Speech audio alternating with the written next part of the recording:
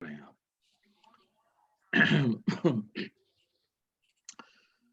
अल्हम्दुलिल्लाह रब्बिल आलमीन वल आक़िबतु लिल मुत्तक़ीन वस्सलातु वस्सलामु अला रसूलिहि मुहम्मदिन व आलिहि व सहबिहि व मन तबिअहुम बि इहसानिन इला यौमिद्दीन। अल्लाहुम्मा सल्लि अला सय्यिदिना व मौलाना मुहम्मद व अला आलि सय्यिदिना व मौलाना मुहम्मद व बारिक व सल्लिम व सल्लि अलैहि। अस्सलामु अलैकुम व रहमतुल्लाहि व बरकातुहू। आज का मौजू इस लिहाज से बहुत अहम है और इम्पोर्टेंट है कि इसमें हम वालिदैन के हुकूक, औलाद के हुकूक, ये जो म्यूचुअल राइट्स हैं आपस में, और ज़विल कुर्बा के हुकूक। ज़विल कुर्बा कुरान करीम का लफ्ज़ है, कुरान की टर्म है ये। इसका स्पष्ट मैं लफ्ज़ी तर्जुमा आपको दे रहा हूँ, आगे चलकर जब इसकी बारी आएगी तो पूरी तशरीह होगी। ज़विल कुर्बा से मुराद, जैसा कि उर्दू में हम तर्जुमा करते हैं, क़राबतदार, इंतहाई करीबी रिश्तेदार। अंग्रेजी में इसको कहते हैं किन्स, वेरी क्लोज रिलेटिव्स, इनके हुकूक आपस में। तो आगाज में ये समझ लें कि जितने भी इस्लामी अहकामात हैं इनकी दो किस्में हैं, ये दो मराहिल पर हैं। एक हुकूकुल्लाह, अल्लाह के हुकूक, और दूसरा हुकूकुल इबाद, बंदों के हुकूक। अगर देखा जाए हकीकत के एतबार से तो ये जितने भी हुकूक हैं ये हुकूकुल्लाह ही है। असल में ये एक फ़िक़ी तक़सीम है कि जिसके तहत हम कहते हैं हुकूकुल्लाह और हुकूकुल इबाद दोनों को बज़ाहिर अलग कर देते हैं, लेकिन हकीकतन हर चीज़ अल्लाह ताला की मिल्कियत है। वो जो बार बार आता है कुरान में, लिल्लाहि मा फिस समावाति व मा फिल अर्द, अल्लाह ही की मलकियत में है जो कुछ आसमानों और ज़मीनों में है और ये जितनी कायनात है। लेकिन ये एक फ़िक़ी तक़सीम है, इसलिए हुकूकुल्लाह पर तो आज बात नहीं होगी। हुकूकुल्लाह के अंदर एक ऐसा हक़ है जो सब पर मुक़द्दम है और वो तौहीद का है। तौहीद को सही माने में समझना और तौहीद की रूह को जानना और शिर्क की हर शक्ल से इज्तिनाब करना, अपने आप को दूर रखना। हुकूकुल्लाह के अंदर ये वो है। आगाज में एक हदीस का हवाला देना चाहूँगा कि जिसे हज़रत उम्मुल मोमिनीन आयशा सिद्दीक़ा सलामुल्लाहि अलैहा ने रवायत किया है। वो रवायत करती हैं कि हुज़ूर अलैहिस्सलातु वस्सलाम ने फरमाया कि क़यामत के रोज़ अल्लाह ताला के पास हिसाब किताब के 3 किस्म के रजिस्टर होंगे। कि हम इंसानी ज़ुबान में, जैसा कि हदीस है उसका तर्जुमा कर रहा हूँ, कि 3 किस्म के अल्लाह ताला के पास रजिस्टर होंगे क़यामत के रोज़। एक रजिस्टर वो होगा हिसाब किताब का कि जिसे अल्लाह ताला किसी को भी मुआफ़ नहीं करेगा अगर उसके अंदर उसका नाम आ गया तो कोई भी मुआफ़ी नहीं है, नो चांस, नो वे, बहुत सख्त है। ये वो है जो शिरक का है। अगर किसी ने शिरक कर लिया है और उस जुमरे में, उस कैटेगरी में आ चुका है तो कोई फॉरगिवनेस, कोई मुआफ़ी नहीं है। दूसरा रजिस्टर इससे जरा नर्म है, ये तो बहुत सख्त है ना शिरक वाला, मगर वो भी सख्त है और उसके अंदर भी अल्लाह छोड़ेगा किसी को नहीं। बड़ी, जिसको ना बारीक बीनी के साथ मेटाकुलसली एग्जामिनेशन है। वो हुकूकुल इबाद है, बंदों के हुकूक है, मगर इसमें कुछ ना कुछ कंसेशन मिल जाती है, थोड़ी बहुत, ज्यादा नहीं है, मगर पहले से ये नर्म है। तीसरा वो है जो ज्यादा नर्म है पहले दो के मुकाबले में। तीसरा रजिस्टर कि जिसमें कंसेशन भी है और पकड़ भी है अल्लाह ताला पे, और ये अल्लाह ताला के अपने हुकूक हैं। तो इसलिए पैगाम ये है कि जो हुकूकुल इबाद हैं, बंदों के हुकूक हैं, ये बहुत सेंसिटिव होते हैं, हसास होते हैं। तो हमारे लोगों को इस मामले में गाफिल नहीं होना चाहिए, नेग्लिजेंस नहीं होना चाहिए, हमें एहसास करना चाहिए और एक्टिव होना चाहिए इस मामले में। तो इसलिए आज हुकूकुल इबाद पर, और हुकूकुल इबाद के अंदर भी 3 जो कैटेगरीज हैं, 3 कैटेगरीज, ये बहुत इंपॉर्टेंट है हुकूकुल इबाद में। सबसे पहले वालिदैन हैं, पेरेंट्स। दूसरे नंबर पर औलाद, औलाद के हुकूक हैं जो पेरेंट्स के साथ मुंसलिक है। और तीसरे नंबर पर ज़विल कुर्बा है, इंतहाई करीबी रिश्तेदार, वेरी क्लोज रिलेटिव्स, ज़वील कुर्बा। तो लिहाजा हम आगाज करते हैं वालिदैन से। तो सबसे पहले वालिदैन, ये बात आप जहन में बिठा लें कि अल्लाह ताला ने कुरान करीम में सबसे पहले जो अहमियत बयान की है वो तौहीद की है, और जहां कहीं भी हुकूक की बात की जाती है इस पर बेशुमार आयतें हैं कुरान करीम की, और इनका आगाज तौहीद से होता है हमेशा। जहन नशीन कर लें तौहीद। मगर तौहीद का बयान करने के बाद फौरन जिस हक का बयान होता है, जिस हक को जिक्र किया जाता है, वो वालिदैन का, पेरेंट्स का है। और इस पर बहुत ज्यादा आयतें हैं, मैं सारी आयत को यहाँ पर बयान नहीं कर सकता, वक्त महदूद है। तो दो आयतें मैंने यहाँ पर जो है वो आपके लिए चुनी है, दो या तीन है। एक सूरह अल बकरा जो आगाज की सूरत है, इसकी आयत नंबर 83। इस आयत में अल्लाह ताला का इरशाद है, व इज़ अखज़ना बनी इसराईल ला ताबुदून इल्लल्लाह, हमने बनी इसराइल से ये अहद लिया था, यानी उनको ये हुक्म दिया था कि वो अल्लाह के सिवा किसी और की इबादत नहीं कर सकते। तौहीद आ गई और शिर्क से इज्तिनाब। आप देखें कि ये हमें महसूस करवाया जा रहा है कि तौहीद ही दरअसल कायनात की बुनियाद है। ये पहले से मामला आ रहा है हजरत आदम से, और फिर उसके बाद तौहीद के जिक्र के बाद अल्लाह ताला जिक्र कर रहा है व बिल वालिदैन एहसाना, वालिदैन के साथ एहसान करो, वालिदैन की खिदमत करो, हुस्न सलूक करो। और फिर वालिदैन के बाद तीसरे नंबर पर व बिजिल कुर्बा, और कराबतदारों के साथ, कराबतदारों की तरफ में आ रहा। अब सूरह निसा इसका नंबर 4 है, चौथी सूरत है, और इसकी आयत नंबर 36, आयत 36। अब देखें कि इसके अंदर बात वही आ रही, वअबुदुल्लाह वला तुशरिकू बिही शैआ, ए लोगो अल्लाह की इबादत करो और उसके साथ शिरक न करो, किसी और को शरीक मत ठहराओ। व बिल वालिदैन एहसाना, और वालिदैन के साथ एहसान करो। व बिजिल कुर्बा, और कराबतदारों के साथ। ये कराबतदारों को मैं साथ साथ रख रहा हूं, आगे इस पर बहुत बड़ी बहस आ रही है, बहुत बड़ा मिसकंसेप्शन है यहाँ पर, specially regarding in laws, caring for in laws.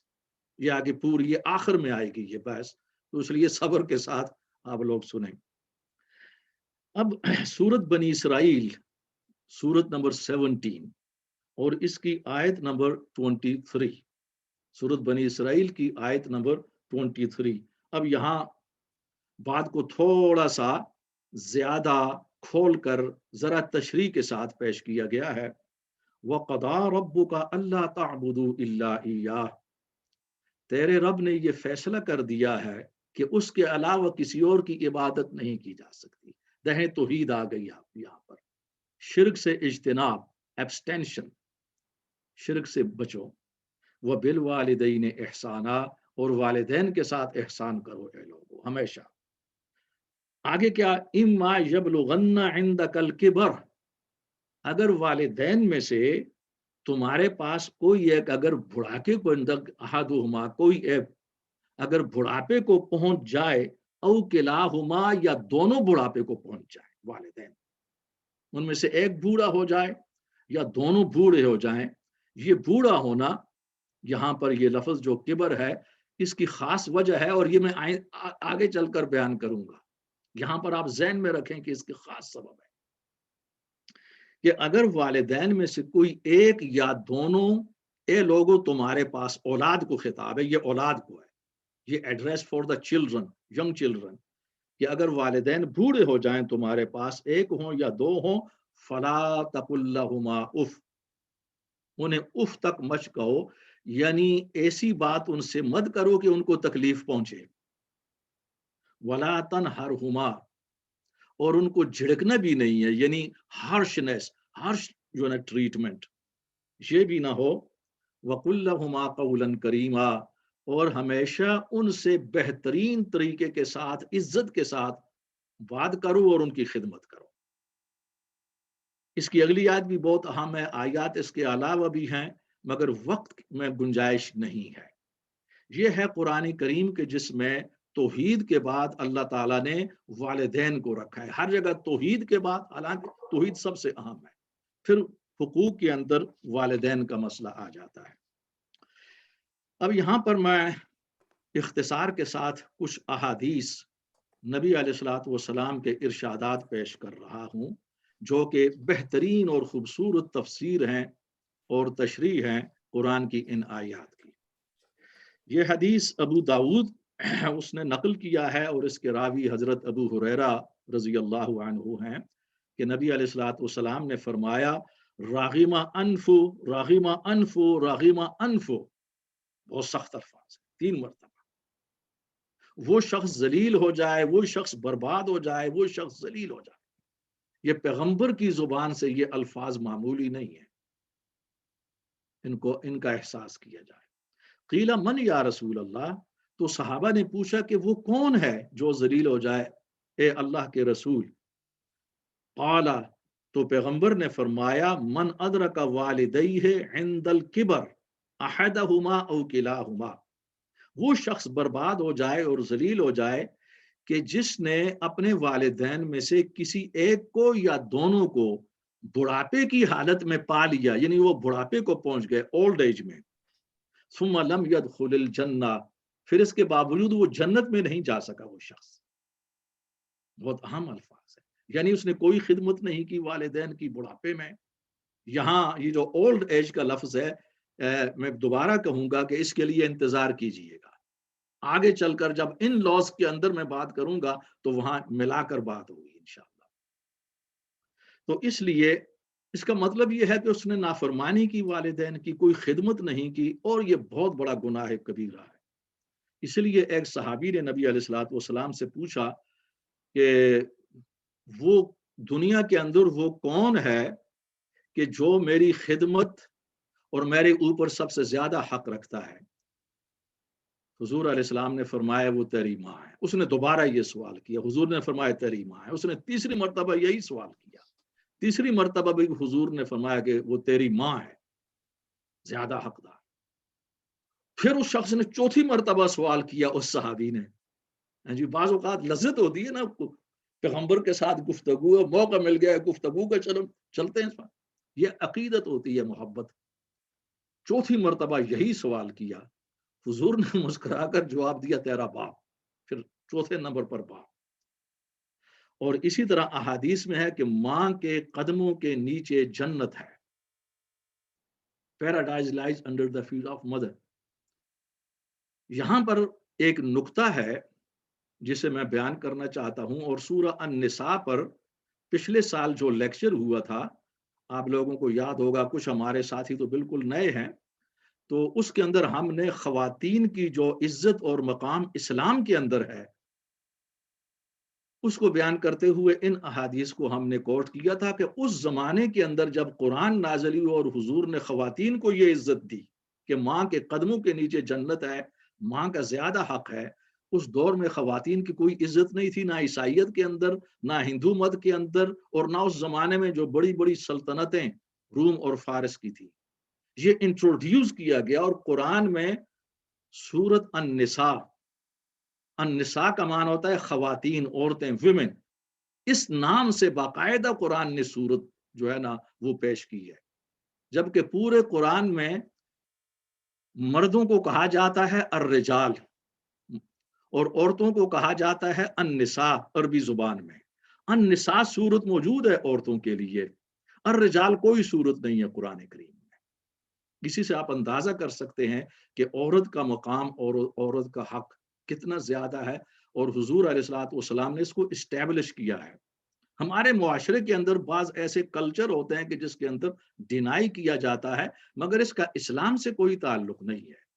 اعتراض کرنے والوں کو یہ اعتراض تو ہو سکتا ہے کہ بعض مسلم معاشرے جو اسلام نے حقوق دیے ہیں ان کو پوری طرح نہیں دے رہے، اپنے کلچر کی وجہ سے، اپنی روایات کی وجہ سے، یہ بات ہو سکتی ہے، مگر یہ نہیں ہو سکتی کہ خود اسلام بحیثیت مذہب اس نے کوئی حق عورت کو نہیں دیا اور ڈیگریڈ کیا ہے۔ That's clearly injustice۔ بہرحال یہ درمیان میں نقطہ آ گیا تھا، اسے کہا جاتا ہے جملہ معترضہ، اس کو میں ایوائڈ نہیں کر سکا تو یہ والدین کا مقام ہے۔ اس سلسلے میں ایک نقطہ ہے کہ اللہ تعالیٰ نے والدین کو یہ مقام کیوں دیا ہے کہ ہر جگہ توحید کے فوراً بعد والدین کے حقوق کا، ان کے احترام کا اور ان کی خدمت کا ذکر کیا گیا ہے۔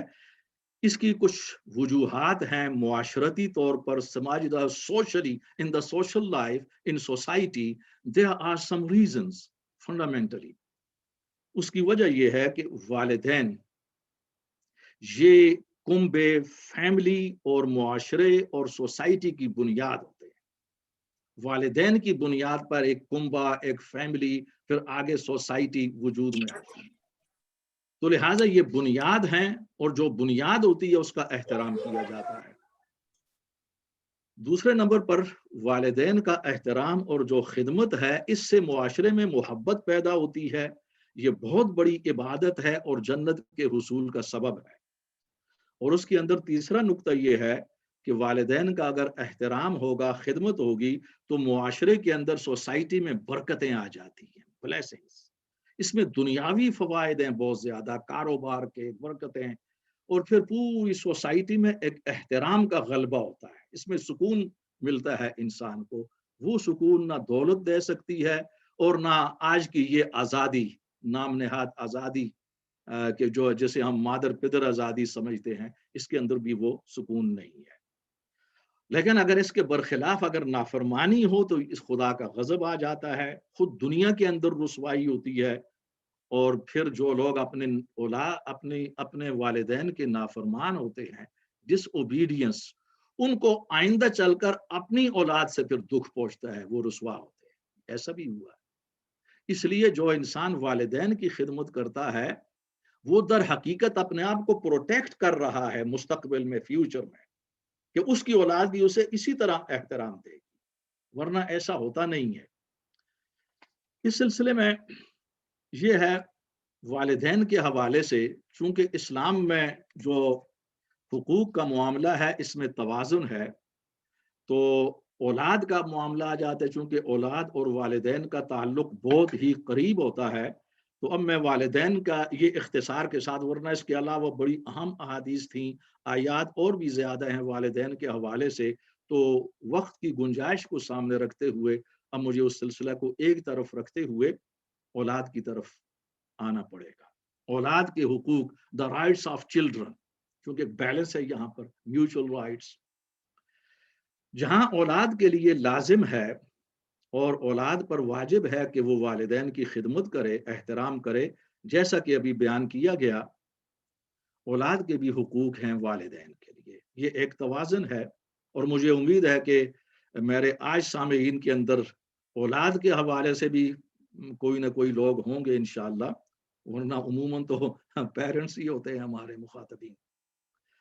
تو اس سلسلے میں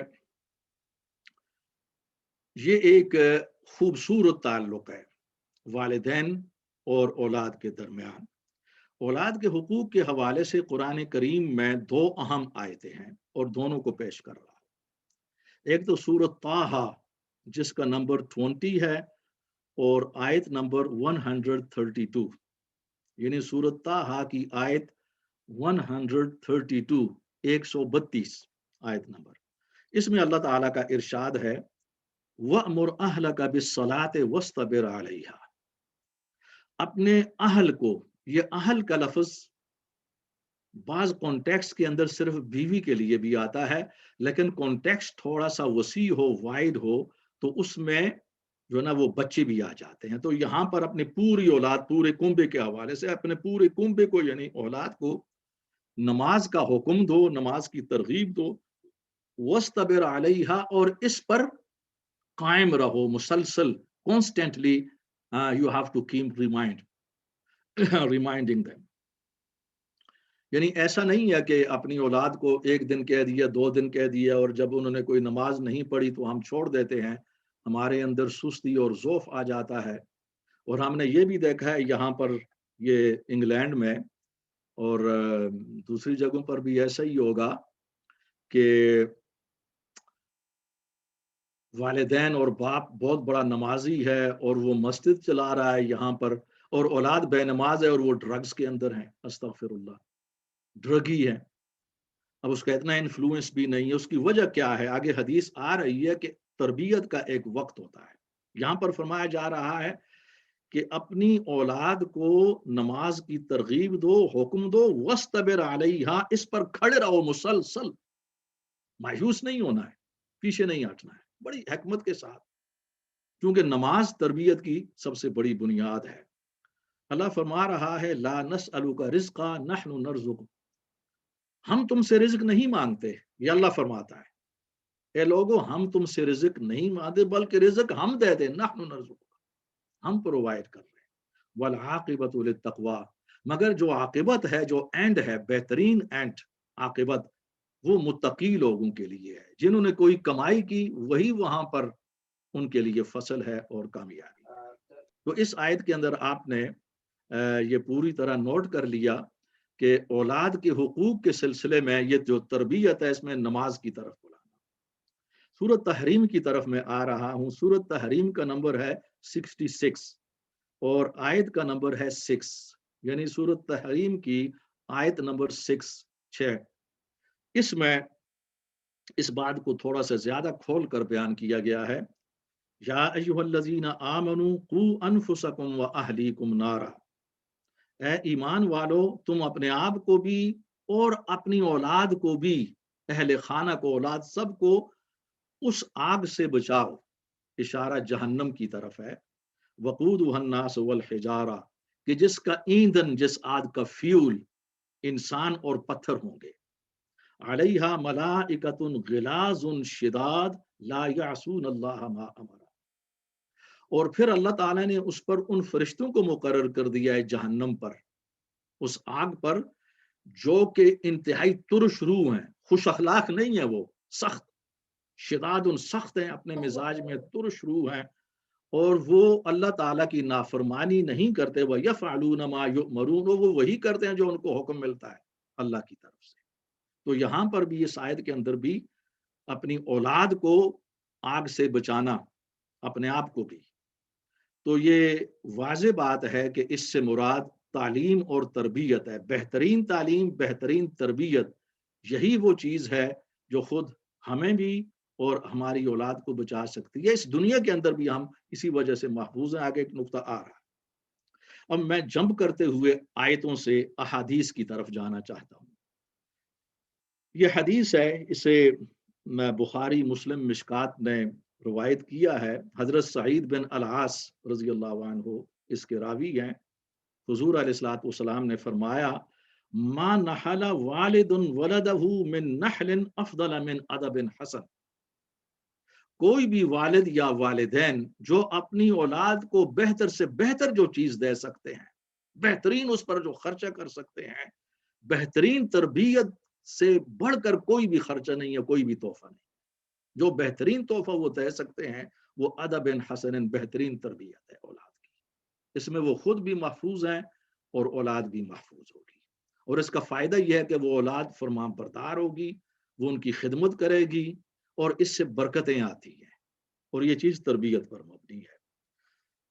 اور دوسری حدیث یہ اسی طرح ابو داؤد نے اس کو محفوظ کیا ہے، اور یہ تو بہت زیادہ معروف ہے کہ نبی علیہ الصلوۃ والسلام نے فرمایا مروا اولادکم بالصلاۃ وهم ابناء 7 سنین، تم اپنی اولاد کو نماز پڑھانے کی ترغیب دو جب وہ 7 سال کے ہو جائیں. 7 سال، 7 ایئرس، کیونکہ 7 سال کا جب بچہ ہو جاتا ہے تو اس میں ایک خاص شعور ڈیویلپ ہو جاتا ہے، وہ شعور، وہ سمجھتا ہے، سینس آ جاتا ہے اس میں، اور یہ خاص عمر ہے. اس عمر کے اندر اگر ہم صحیح تربیت کریں گے تو یہ بڑی سالڈ ہوتی ہے، مضبوط.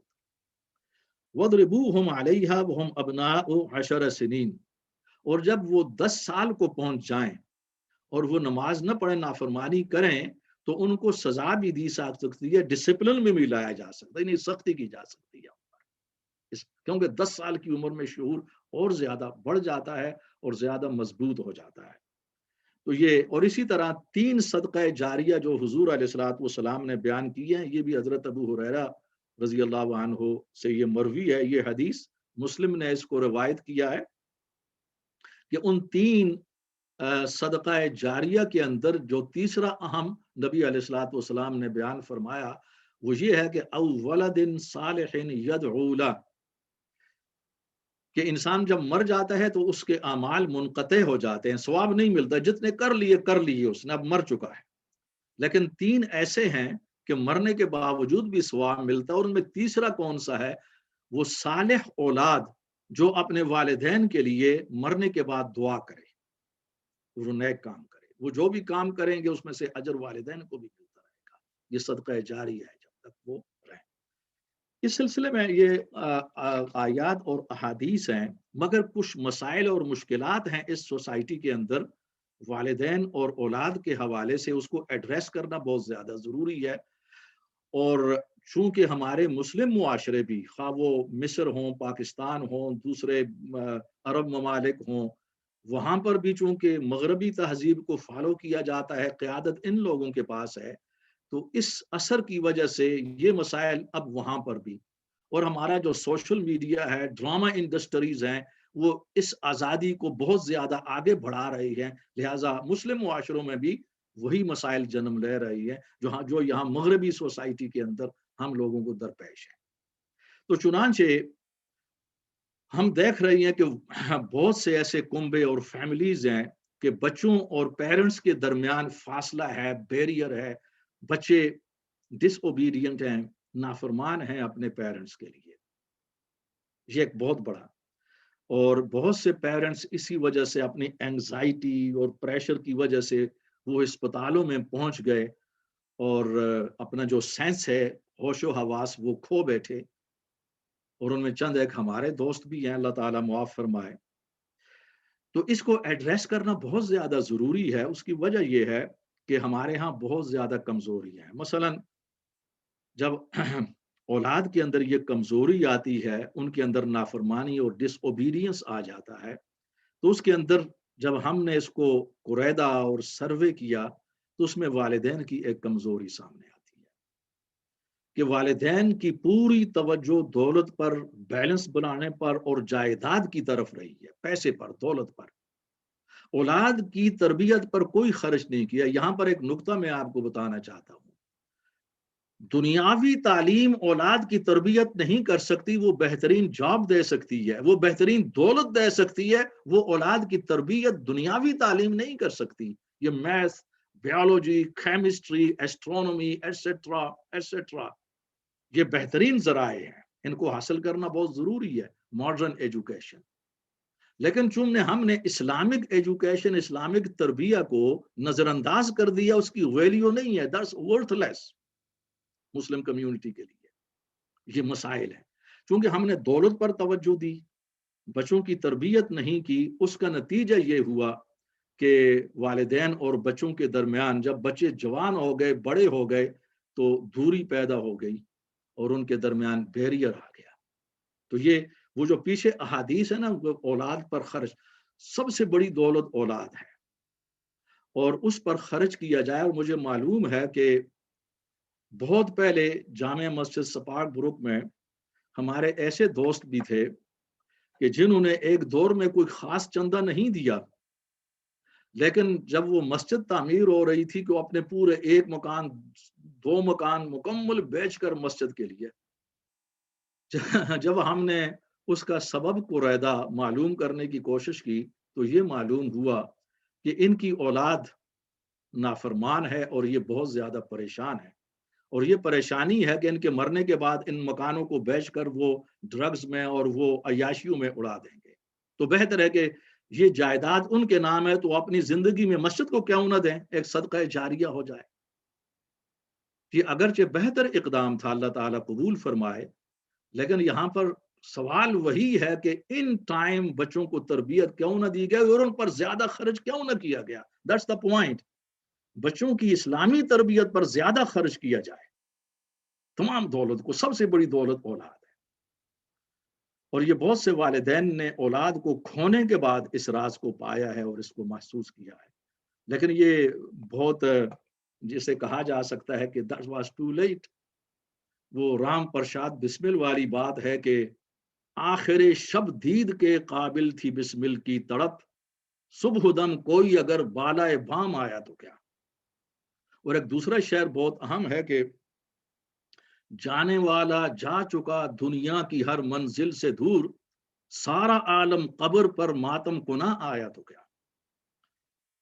تو ہر چیز کا ایک وقت ہوتا ہے، ہر کام کا ایک وقت ہوتا ہے، اور اسے ضائع نہ کیا جائے۔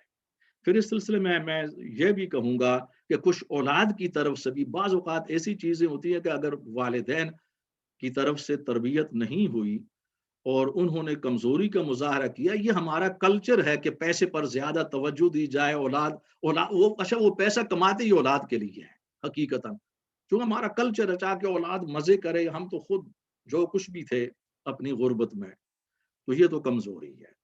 لیکن کچھ اولاد کے بھی حقوق ہوتے ہیں کہ اگر ان کو والدین نے کچھ تربیت نہیں دی تو کچھ، دیکھو نا، فطرت بھی تربیت کرتی ہے انسان کی، ہاں جی، اس فطری تربیت کے تحت بھی ان کو یہ احساس کرنا ہوگا، اس لیے کہ وہ جسٹیفائیبل پھر بھی اولاد نہیں ہو سکتی اس مقام پر۔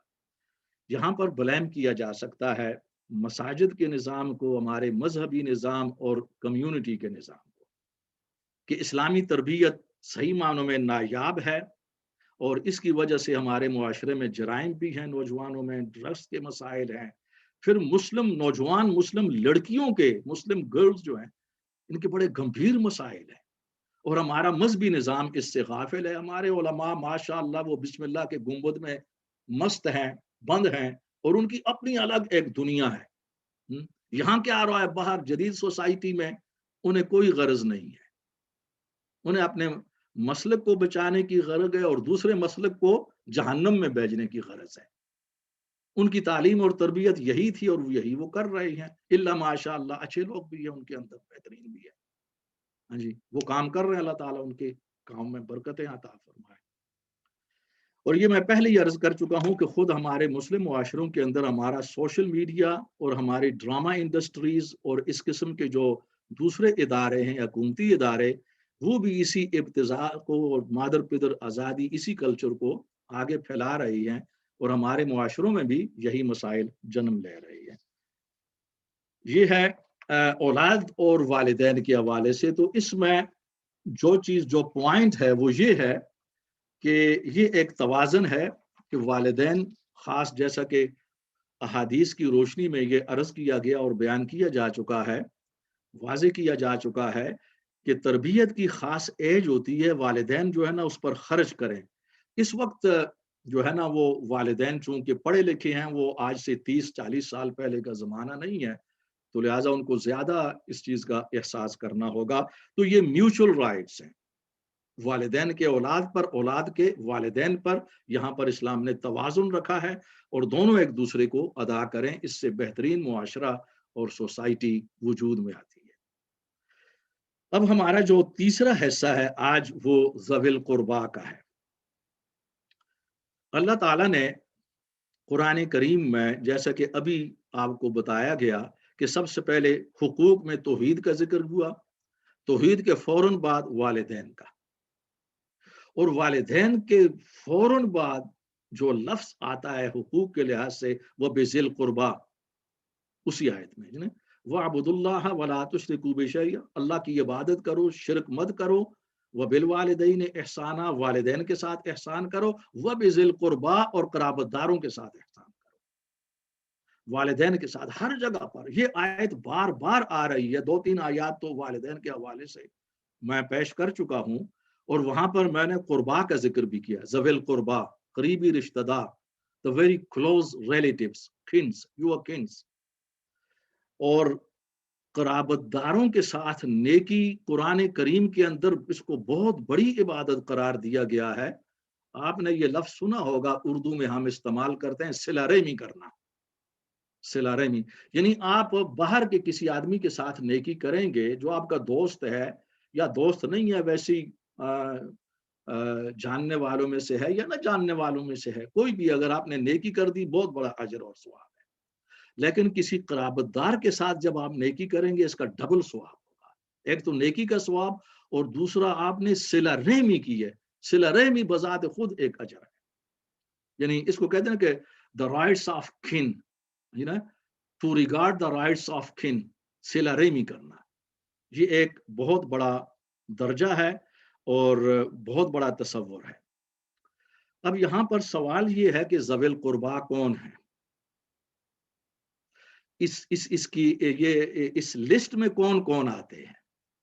میں اس کی تشریح کرنا چاہتا ہوں، اس لیے کہ آگے ایک بہت بڑا مسکنسیپشن ہے، اسے دور کرنا ہے اور اسے ڈیل کرنا ہے مجھے، اور یہ that's very important for the young children, جو ہماری نئی اولاد ہے، نئی نسل ہے، جو اس کے لیے یہ پوائنٹ بہت اہم ہے۔ ذوی القربا، قرابت دار، دا کلوز کس اینڈ کنس، جی ان کی دو قسمیں ہیں، دو مرحلے ہیں۔ ایک خونی تعلق نسب کے حوالے سے ہے، جن کو ہم ورثاء کہتے ہیں، اور دوسرا نکاح کے ذریعے سسرال کے حوالے سے ہے۔ ان دونوں کو قرآن نے پیش کیا ہے، یعنی قرابت داری کی جب ڈیفینیشن کی جاتی ہے تو اس کے اندر نسب اور دوسرا سحر یعنی سسرال، یہ دونوں مل کر قرابت دار بنتے ہیں، یہ بات آپ ذہن میں رکھیں۔ اب جو نسب کا تعلق ہے، نسب کے حوالے سے قرآن کریم نے کئی مقامات پر، مگر خصوصاً سورہ النساء کے اندر وہ جو وراثت کے احکامات بیان کیے ہیں، اس کے اندر ان کو ذوی الفروض کہتے ہیں، کہ نسب کے لحاظ سے جو تمہارے قریبی رشتہ دار ہیں، یعنی کے اندر والدین کا تو الگ سے ذکر ہے، بہن ہیں، بھائی ہیں، اس کے اندر پھر آ جاتے ہیں ماموں، پھر چچا، ان کی اولادیں، یعنی یہ جو نا ورثاء، کچھ قریبی ورثاء، کچھ دور کے، لیکن قرآن نے پھر نبی علیہ الصلوۃ والسلام نے ان کی پوری فہرست دی ہے احادیث میں۔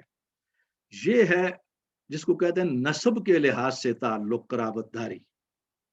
دوسری قرابت داری سسرال کے حوالے سے ہے، یہ مسکنسیپشن کا شکار ہے، اس پر تھوڑا سا زور دینا پڑے گا، کیونکہ ڈائریکٹ قرابت داری کے لحاظ سے کوئی غبار نہیں ہے، کوئی کنفیوژن نہیں ہے۔ اب پہلی قرابت داری کو قرآن کریم نے ورثاء کی فہرست میں رکھا ہے، نسب کی، اور اس کے علاوہ بھی، اور دیٹس انڈرسٹوڈ، لوگ جانتے ہیں اس کو، عام طور پر مسلمان معاشرے اس سے واقف ہے۔ قرابت داری جو سسرالی ہے، یہ سورت الفرقان، سورت نمبر 25 اور آیت نمبر 54، سورت فرقان کی آیت نمبر 54 میں اللہ تعالیٰ نے قرابت داری کی تعریف میں سسرالی تعلق کو بھی رکھا ہے۔ اگر آپ اس کو سمجھ لیں گے تو اس کے اوپر وہ مسئلہ آتا ہے خدمت کا۔ آیت یہ ہے سورہ الفرقان کی، وَهُوَ الَّذِي خَلَقَ مِنَ الْمَاءِ بَشَرًا، وہ اللہ کی ذات ہے کہ جس نے پانی سے انسان کو پیدا کیا، فَجَعَلَهُ نَسَبًا، پھر اس کو بنایا، اس کو عزت دی، نسب کے لحاظ سے عزت دی انسان کو، وہ صحرا اور سسرال کے لحاظ سے۔ صحرا، سواد ہا را، صحر، یہ سسرال کے معنی میں آتا ہے عربی زبان میں، یعنی اللہ تعالیٰ نے انسان کو پیدا کیا اور دو لحاظ سے اس کو عزت بخشی، یعنی قرابت دار دیے۔ تمام مفسرین، جس میں مفسر امام طبری، امام قرطبی، امام سیوطی، حافظ ابن کثیر اور دوسرے بڑے بڑے اہم مفسرین ہیں، وہ لکھتے ہیں کہ انسان کی یہ عزت ہے کہ اللہ تعالیٰ نے انسان کو قرابت داری دی، اور قرابت داری دو قسم پر، ایک نسب، ڈائریکٹ نسب، اور دوسرا سسرالی لحاظ سے۔ وَكَانَ رَبُّكَ قَدِيرًا، اور تیرا رب ہر چیز پر قادر ہے، پاورفل ہے۔ یہ آیت نمبر 24 ہے سورت الفرقان کی۔ تو یہاں پر اس آیت نے یہ ثابت کر دیا ہے اور اسٹیبلش کر دیا ہے کہ قرابت داری کا حصہ سسرالی جو ہے نا وہ اہم ہے، ایک اہم حصہ ہے، وہ بھی ہے۔ اب یہ ایک اصول ہے، چونکہ اب میں مسکنسیپشن کی طرف آنے سے پہلے یہ عرض کروں گا کہ قرآن کریم کی تفسیر کا یہ اصول ہے، یہ حضور نے صحابہ کو دیا، صحابہ نے اپنے شاگردوں کو، اور مفسرین نے ان کو ضبط کیا ہے، جن کا میں نے ابھی نام لیا ہے۔ یہ تفسیر اکثر و بیشتر صحابہ سے آتی ہے، صحابہ کرام سے پیچھے۔ تو اس کے اندر یہ ہے کہ قرآن جب کسی تصور کو، کسی کنسیپٹ کو اسٹیبلش کر لے، تو اس کے بعد جتنی بھی احادیث ہیں اور جتنی بھی فقہ ہے، وہ قرآن کی روشنی میں انٹرپریٹ ہوگی، Everything has to be interpreted in the light of the verses of the Quran or whatever has been established by the Holy Quran. That's final. And that's the principle agreed upon. इसको कोई challenge नहीं कर सकता. तो लिहाजा कराबतदारी, कुर्बा का बार बार जिक्र आता है, वालिदैन के हुकूक अदा करो और कराबतदारों के, और कराबतदारी में इन लॉज आ गए सूरत अल फुरकान की रूह से. फिर हुजूर अलैहिस्सलाम ने अपनी अहादीस के अंदर भी इसको बयान कर दिया. ये लोग अहम हैं, ससुर और क्या कहते हैं सास, ये लोग मंज़िला वालिदैन हैं. फिर अहादीस की आगे मुख्तलिफ तशरीह है. तो ये बात अगर आपके जहन में आ चुकी हो तो इसमें आज के लिहाज से हमारे इस माहौल में और खुसूसन मुस्लिम मुआशरों के माहौल के अंदर भी अब ये बात इसलिए उठ रही है कि हमारे ड्रामे इसी तहजीब को आगे बढ़ा रहे हैं.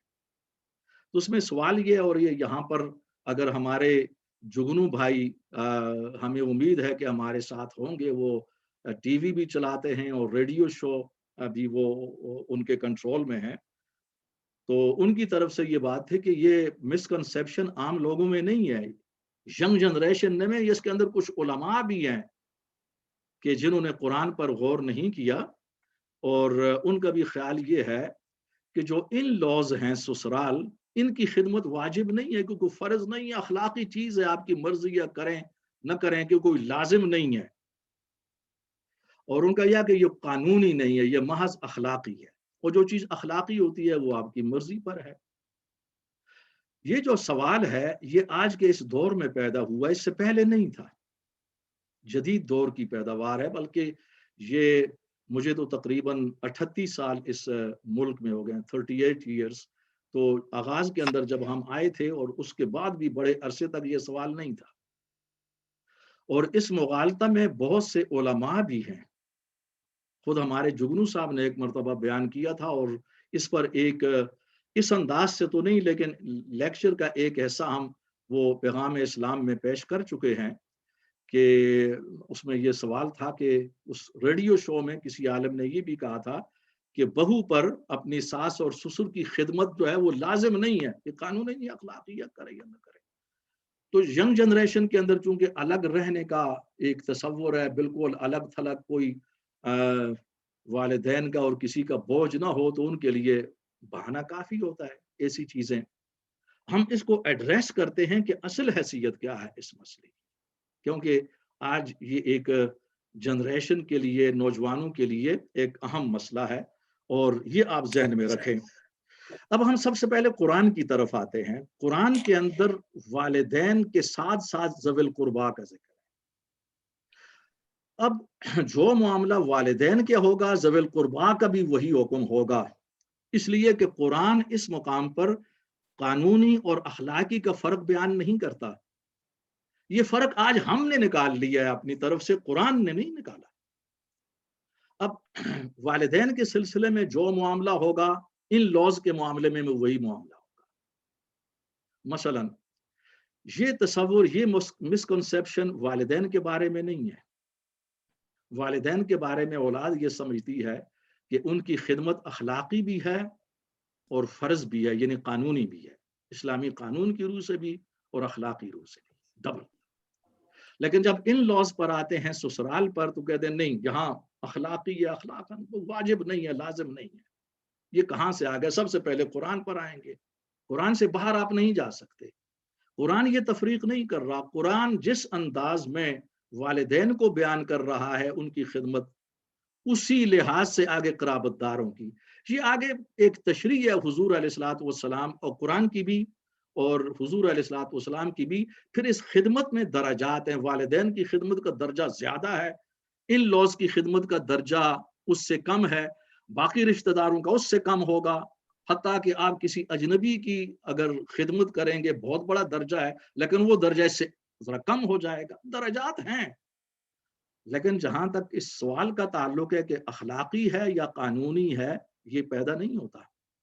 ये बार बार कुरान में आया. ये तो एक दो आयात मैंने पेश की है, आयात ज्यादा है. ज़विल कुर्बा और सिला रहमी का बार बार हुक्म दिया गया है. सिला रहमी ये है कि जितने भी कराबतदार हैं उनकी खिदमत करें, उनके साथ एहसान करें, और ये वजूब के, लुजूम के दर्जे में है, इसेंशियल है, ऑप्शनल नहीं है. اب یہاں پر یہ ہے قرآن کا معاملہ. قرآن نے جہاں قرابت داری کو اسٹیبلش کیا ہے، اس کے اندر ان لاز کو حصہ بنایا ہے اور وہاں پر خدمت کا حکم دیا ہے. قرآن نے یہ تفریق نہیں کی قانونی اور اخلاقی کی. یہ آج ہم نے یہ سوال کھڑا کیا ہے. مجھے یہاں پر انتہائی تعجب ہوتا ہے کہ ہمارے بعض علماء جب یہ کہتے ہیں کہ یہ لازم نہیں ہے بہو پر اور ان لوگوں پر کہ وہ اپنے ان لاز کی خدمت کریں. یہ علماء کی طرف سے انتہائی تعجب کی بات ہے. لیکن میں اس کمزوری کو سمجھتا ہوں. ہمارے نصاب میں جہاں سے علماء پڑھ کر نکلتے ہیں قرآن تبرک کے طور پر ہے، قرآن پر غور و فکر نہیں ہے. اگر قرآن پر غور و فکر کیا جاتا تو میں پوری ضمانت سے آپ کو یہ بات کہہ رہا ہوں کہ ہماری فرقہ پرستی کی یہ شکلیں کبھی نہ ہوتی. فرقے ہوتے اس لیے کہ وہ ایک فطری بات ہے، اختلاف انسانوں میں ہے، لیکن وہ جو اختلاف فرقوں کا ہوتا وہ اپنی حدود میں ہوتا اور ایک دوسرے کے لیے احترام ہوتا. یہ نفرت، یہ دشمنیاں، یہ قتل مقاتلے جو ہمارے ہاں جاری ہیں، یہ قرآن کو نہ سمجھنے کی وجہ سے ہیں اور قرآن پر غور و فکر نہ کرنے کی وجہ سے ہیں. ہم فقہ کی طرف چلے جاتے ہیں، اپنے اماموں کی طرف چلے جاتے ہیں، اپنے علماء کی طرف چلے جاتے ہیں اور قرآن کو نظر انداز کر دیا جاتا ہے. یہ عام شکایت ہے اہل دل اور اہل فکر کی جانب سے. تو یہ اس کا سبب ہے. اگر وہ ٹھہر کر قرآن کی ان آیات پر غور کرتے تو ان کو یہ نقطہ مل جاتا کہ قرآن جس معنی میں والدین کی خدمت کا ذکر کر رہا ہے اسی معنی میں قرابت داروں کا ذکر بھی کر رہا ہے. اور قرابت داری میں سورہ الفرقان میں اللہ تعالیٰ نے سسرال کو اس کا قرابت داری کا حصہ بنا دیا، انٹیگرل پارٹ ہو گیا ہے. یہ بات واضح ہے. اس کے واضح ہونے کے بعد پھر کوئی سوال پیدا نہیں ہوتا جس کی طرف. اب مجھے اس تھوڑا سا آگے بڑھتے ہوئے حدیث کی طرف آنا پڑے گا کہ جس کے اندر حدیث کے اندر بھی صلہ رحمی کا حکم دیا گیا ہے اور صلہ رحمی میں ان لاز شامل ہے چونکہ قرآن نے شامل کر دیا ہے سورۃ الفرقان کی اس آیت میں. حضرت عبداللہ بن سلام رضی اللہ عنہ بڑے مشہور صحابی تھے. یہ یہودیوں کے بہت بڑے پیشوا تھے، عالم تھے، لیڈر بھی تھے. یہ روایت کرتے ہیں کہ جب نبی علیہ الصلوۃ والسلام ہجرت کر کے مدینہ تشریف لائے تو مجھے پتا چلا کہ مکہ سے ایک آدمی آیا ہے جو آخری نبی ہونے کا دعویٰ کرتا ہے. تو ہماری کتابوں کے اندر بھی کچھ لکھا ہوا ہے. تو میرے دل میں خواہش پیدا ہوئی کہ میں جاؤں اور ان سے ملاقات کروں. جب میں نے ملاقات کی تو وہ حضرت عبداللہ بن سلام بیان کرتے ہیں، حالانکہ بہت بڑے یہودی عالم، کسی عالم کا اپنے مذہب کو چھوڑنا یہ معمولی بات نہیں ہے کیونکہ اس میں عصبیت زیادہ ہوتی ہے. عام لوگوں میں وہ عصبیت نہیں ہوتی جو علماء میں ہوتی ہے.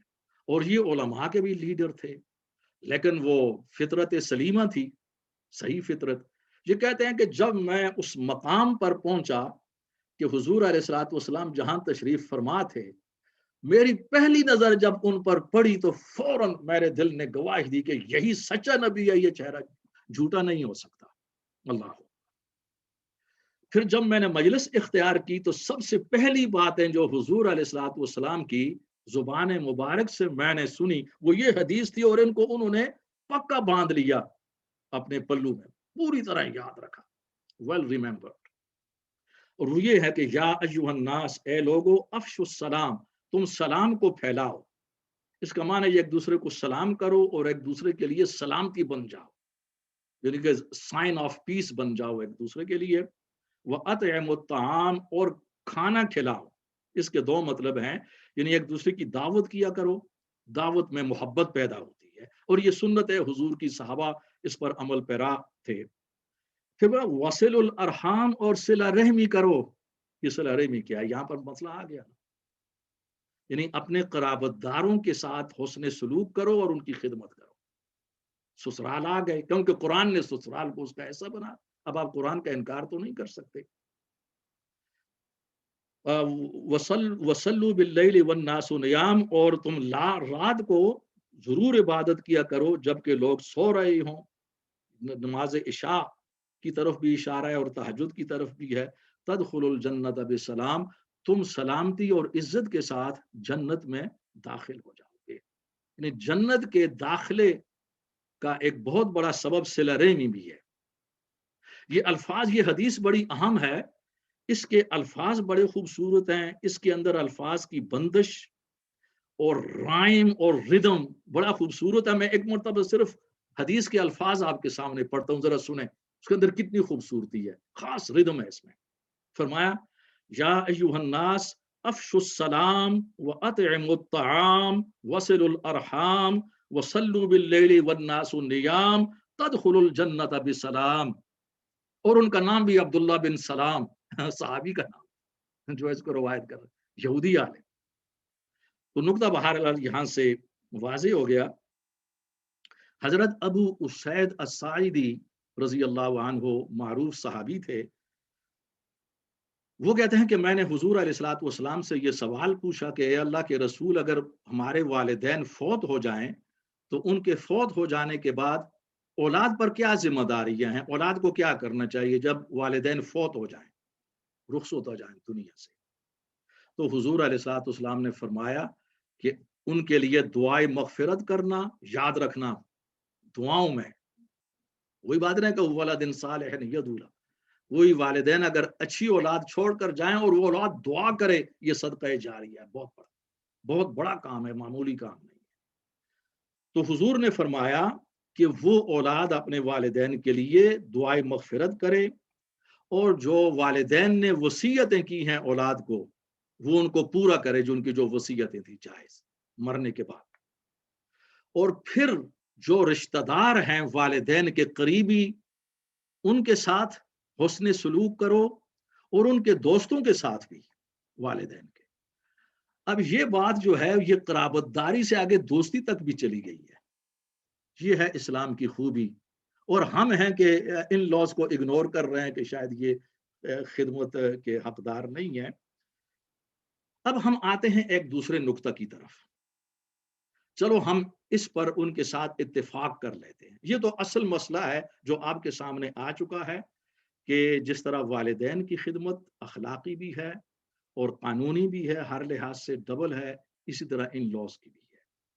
लेकिन ये ये सारा मसला कुरान की रोशनी में और इन अहादीस की रोशनी में बिल्कुल वाज़े हो चुका है, क्लियर हो चुका है। अब एक खूबसूरत नुक्ता आपके सामने पेश करता हूं कि चलो हम इत्तेफाक कर लेते हैं इस नुक्ता पर कि इन लॉज की जो खिदमत है वो अखलाकी या कानूनी नहीं है। इत्तेफाक कर लेते हैं, मान लेते हैं। तो क्या इस्लाम के अंदर अखलाक का फिर मुकाम क्या होगा? जो चीज अखलाकी है उसका मुकाम क्या है? क्या वो बिल्कुल ऑप्शनल है, आप उसको नजरअंदाज कर सकते हैं जिसको अखलाक कहा जाता है?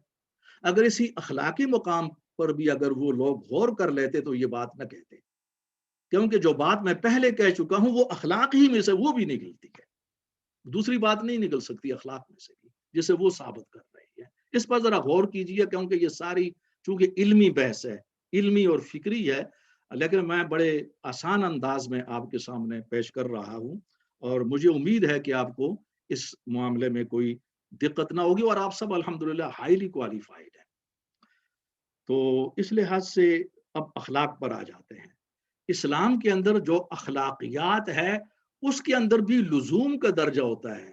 That's also essential, not completely optional.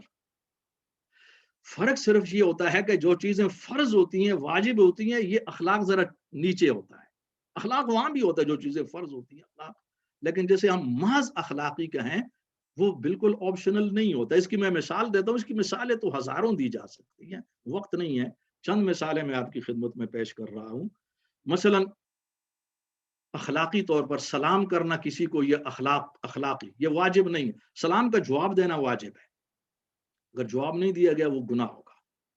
ये वो एक अलग फिकी मसला है, उसे एक तरफ रखें।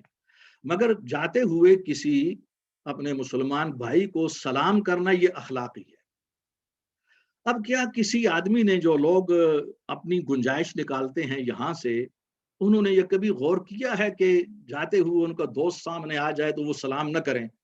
वो दोस्त एतराज करे, भाई तुमने सलाम क्यों नहीं किया? तो वो कहें जी ये अखलाकी चीज है, इसको नजरअंदाज किया जा सकता है। اسی طرح اگر آپ ایک روز اگر اپنے 50 دوستوں سے رشتہ داروں سے ملاقات کرتے ہیں، کسی کو بھی سلام نہیں کرتے، اس بنیاد پر یہ اخلاقی ہے، قانونی نہیں ہے، ناٹ ایسنشل، تو دیکھیں آپ کا کیا حشر ہوگا پھر۔ اس سے یہ ہے نا کہ اخلاقیات کا درجہ ہوتا ہے۔ بالکل اسی طرح خوش اخلاقی، کسی کو اچھے طریقے کے ساتھ ملنا، یہ اخلاق ہے۔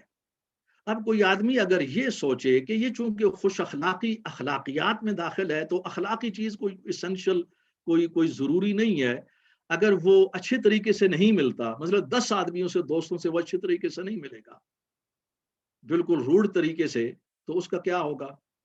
کیا وہ دوست مطمئن ہو جائیں گے کہ ان کو وہ مطمئن کرے؟ کیونکہ یہ اخلاقی چیز ہے دوستو، تم ناراض نہ ہو، اخلاقی چیز کو نظر انداز بھی کیا جا سکتا ہے، کیا وہ لوگ مطمئن ہوں گے؟ کبھی نہیں۔ اور جو لوگ یہ کہہ رہے ہیں کہ یہاں سے وہ گنجائش نکال رہے ہیں ان لاز کے لیے، یہاں پر وہ بھی متفق ہے کہ یہ غلط ہے، ان کا اتفاق ہے یہاں پر، لیکن وہاں پر چونکہ وہ ایک وسوسہ آ جاتا ہے شیطانی، کارنل ایمبیشن، کارنل ڈیزائر بھی ہوتے ہیں نا، نفسانی خواہشات۔ اسی طرح اگر مہمان نوازی ہے، یہ اخلاقیات میں سے ہے۔ اب اگر آپ ایسا کریں، آپ کے مہمان آ جاتے ہیں تو آپ ان کو معمولی چیز پیش کریں، بڑے اہم مہمان ہیں، تو وہاں پر اعتراض ہو جی کہ اہم مہمان ہیں اور آپ نے کچھ بھی نہیں کیا، معمولی دال پیش کر دی، تھوڑا سا ساگ پیش کر دیا، تو آپ کہیں گے مہمان نوازی کوئی فرض تو نہیں ہے، اخلاقی ہے، نظر انداز بھی کیا جا سکتا ہے۔ ہاں جی، وہ اس پر مجھے لطیفہ یاد آ گیا کہ وہ ایک دوست نے وہ دوسرے دوست کے ساتھ مل گیا شہر میں، تو اسے کہا کہ آئے میرے ساتھ دعوت پر، ہم قریبی دوست ہیں، تو آپ دور سے آئے ہوئے ہیں، تو میرا گھر اسی شہر میں، تو آئیں، جو کچھ بھی دال شال پکی ہوئی ہے وہ کھا لیں۔ اب اس کو بھوک لگی ہوئی تھی، تو یہ دعوت اس کے لیے غنیمت تھی، لیکن اس مہمان دوست کے ذہن میں یہ بات آئی کہ اس نے کوئی بڑی اونچی چیز بنائی ہوئی ہے۔ جب ہم کہتے ہیں جو دال شال جو کچھ جو نا پکا ہوگا، یہ ایک روایتی بات ہوتی ہے، تو اصلاً اس نے وہاں پر بڑی اچھی چیزیں بنائی ہوگی، مجھے امید ہے بریانی ہوگی، روسٹ ہوگا، اور اس قسم کی جناب بہترین چیزیں ہوں گی۔ تو یہ کہنے کا انداز ہوتا ہے جو چیز بہرحال سکھی مکھی جو بھی پکی ہوگی کھا لینا۔ اب جب وہ گھر میں پہنچے، جب دسترخوان سجایا گیا، تو اتفاقاً وہ دال ہی پکی ہوئی تھی۔ جب وہ دوست کے سامنے وہ دال ہی وہ معمولی رکھا، تو وہ دوست کو چونکہ پہلے توقع زیادہ تھی تو اسے مایوسی ہوئی، تو اس نے کہا لکھ لعنت تیری سچائی تھے۔ تو ایسے معاملات بھی آ سکتے ہیں۔ تو ہوتا یہ ہے کہ مہمان نوازی اخلاقیات میں سے ہے اسلامی، مگر اسلامی اخلاقیات کا معیار ہے، وہ یہ نہیں ہے کہ آپ کے آپشن پر ہے، کہ یہ جسٹ کمپلیٹلی آپشنل نہیں، اس کے اندر بھی ایک لزوم کا درجہ ہے، اسینشل کا درجہ رکھتی ہے، مگر وہ واجب اور فرض سے نیچے ہے۔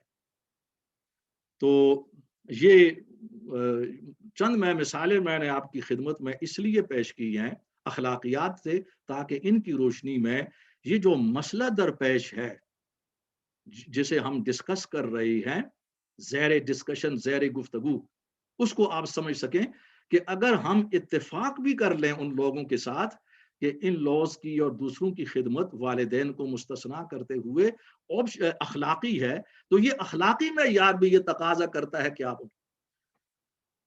اب اہم نقطہ والدین کے سلسلے میں ایک حدیث میں نے پیش کی تھی اور آیت، اور اس کے اندر کبر سنی یعنی اولڈ ایج، بڑھاپے کا ذکر ہوا تھا۔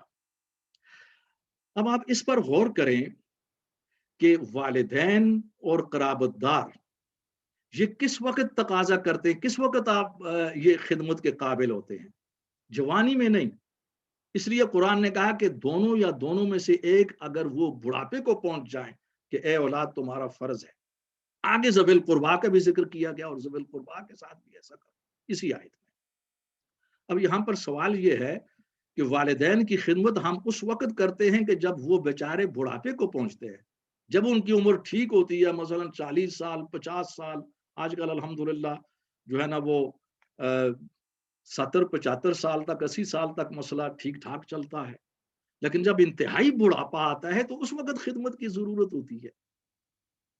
جب وہ جوانی میں ہوتے ہیں ٹھیک ٹھاک، اسی طرح ان لاز بھی جب وہ ٹھیک ٹھاک ہے، خدمت کی ضرورت نہیں ہے۔